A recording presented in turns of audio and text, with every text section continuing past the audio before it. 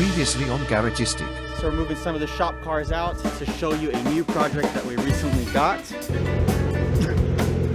But it's $600. It looks like the radiator bracket's already missing. Air conditioning works, which is cool.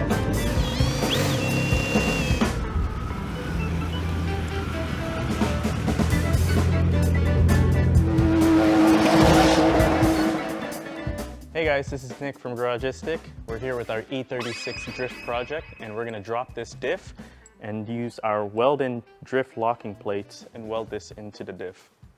So before we go ahead and drop this diff, we're going to drain it first, make sure it's clear of any fluids.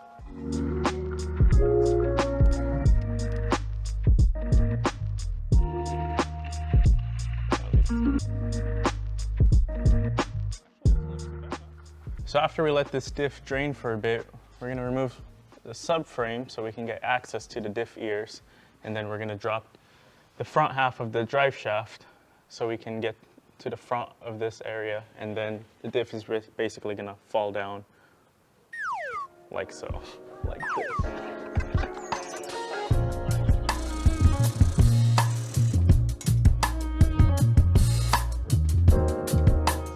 So basically, I want to crack all these diff mounting bolts loose just to make sure nothing's like seized or stripped, so we have like an easier way to come out.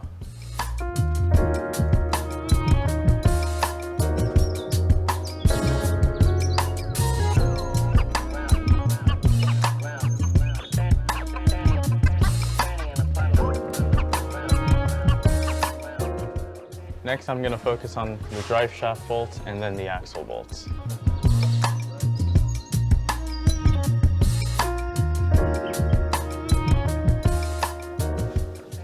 Okay, now we have the transmission in gear.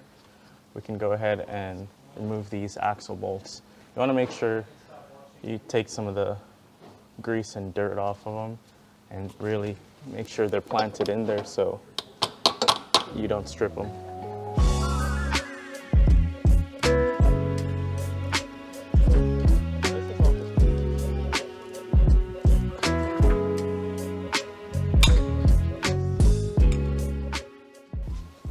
We're going to drop the exhaust so we can get more room to reach all of these bolts without having to keep turning it one by one.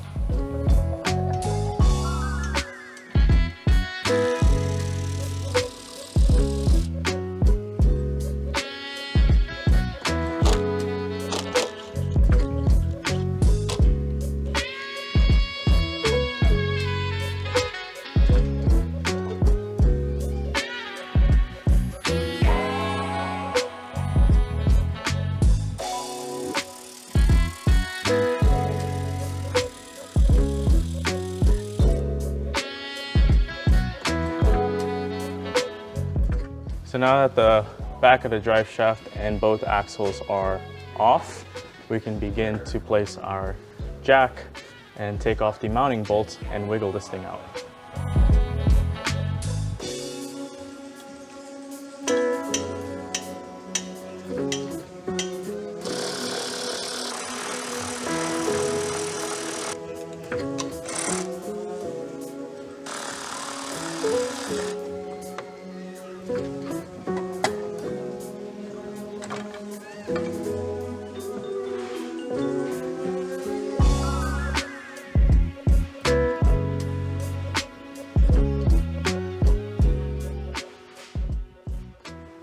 That was a mission.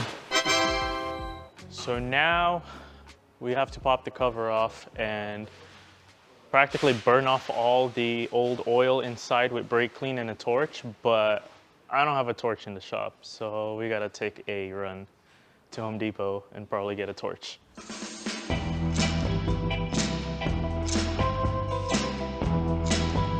Of course it's locked.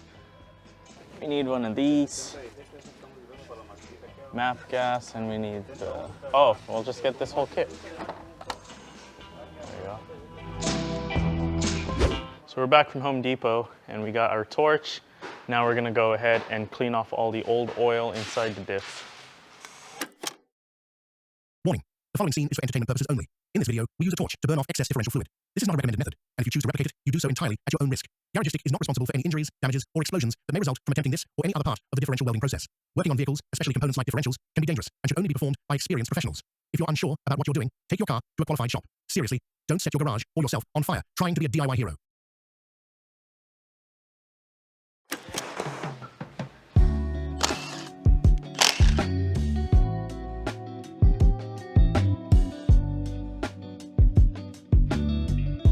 All right, not too bad. Actually, looks pretty good inside. Yeah.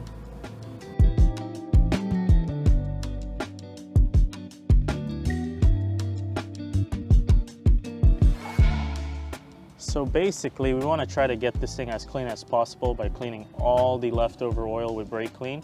And we're going to torch it too, so it burns off all the residue, so we can get the plates inside the spider gears right here and weld them in.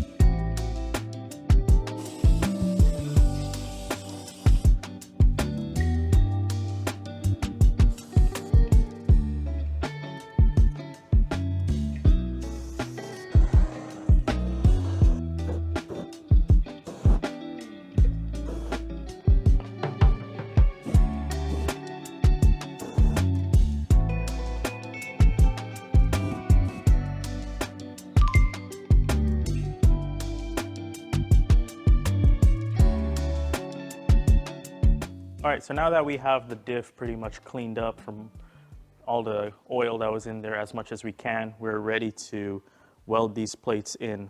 The cool thing about these plates is that it's radius, so it fits nicely in the curve of the spider gears. Nice. And it has these like ears that you can weld directly to the gear. So like joining it with a weld is pretty nice.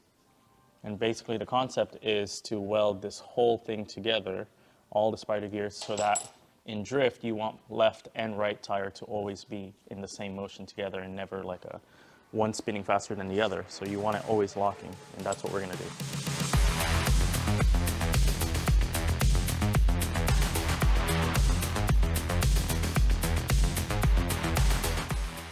So right now I'm just gonna tack it in place and make sure it seats properly, and then flip it to the other side and tack that one also in place, and then I'll send it.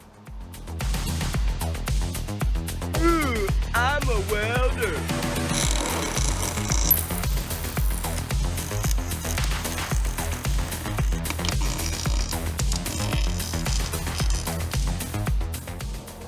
So also when it comes to welding this, you want to make sure you don't get any slag on the ring or the pinion. You kind of want to keep rotating, make sure it spins freely. If you get some buildup on the ring, it'll cause it to kind of like get stuck, and you might miss it, and it might just build up on the ring and it'll get stuck forever. You kind of have to break it apart. So always try to rotate it, after you make a pass.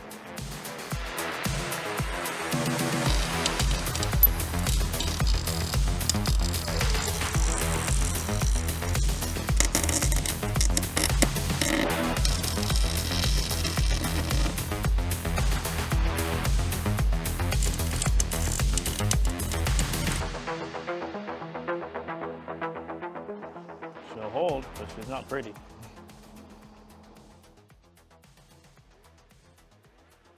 Okay, so now we have it fully welded. We're gonna wait for this thing to cool down because it's really hot, and we'll get it installed back in the car pretty soon.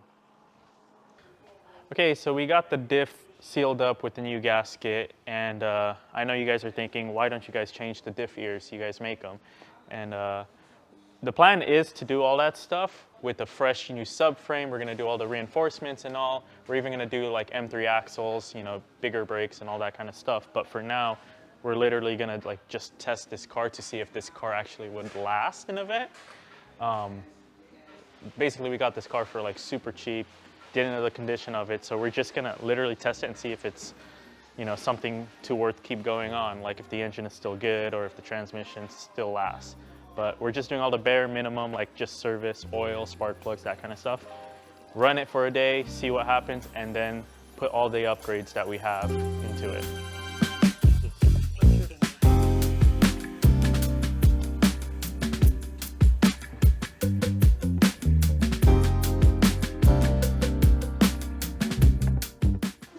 So now we have the diff loosely mounted with all the bolts in place, all the axles are in line, and the drive shaft is as well.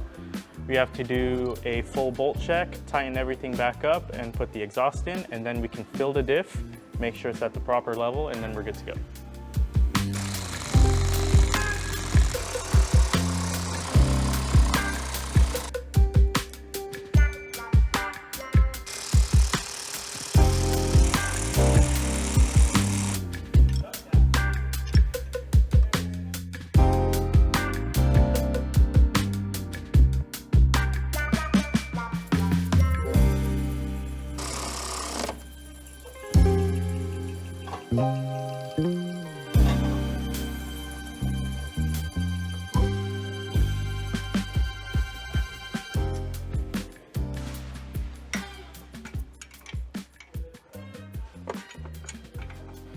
Okay, now we got everything torqued back on the car. Exhaust is done, the sway bar is done, the diff, axles, drive shaft, everything is all tight. And I did a small bolt check on all the rear suspension.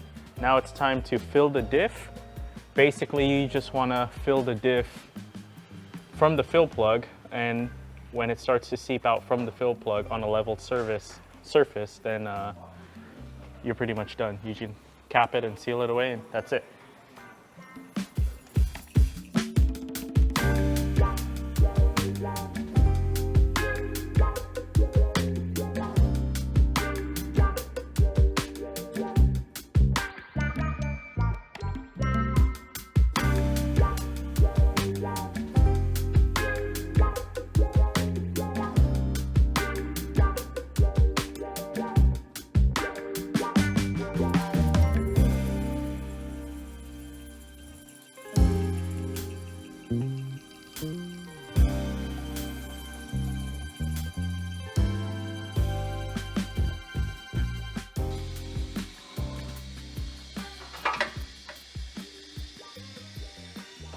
So there you have it. We completed the welded diff on our E36 drift project. We'll see you guys next. Damn it. We finished the welded diff on our E36 drift project with our, no, that was not. So there you have it. We finished the, welded diff. So there you have it. We finished the welded diff on our E36 drift project. As you guys can see, it wasn't too hard to get the diff plates welded in and to take the diff out. So now we're just gonna button up some more on the safety side just to make sure she's safe and ready to take out to our first official track day. So see you guys soon.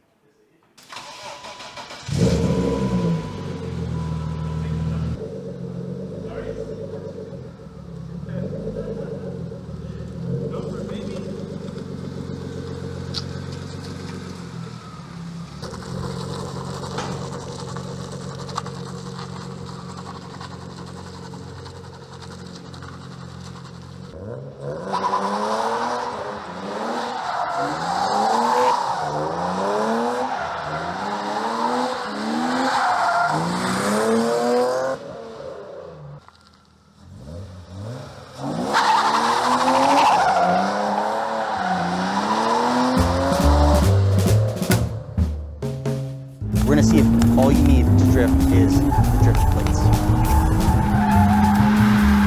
This thing has blown shocks,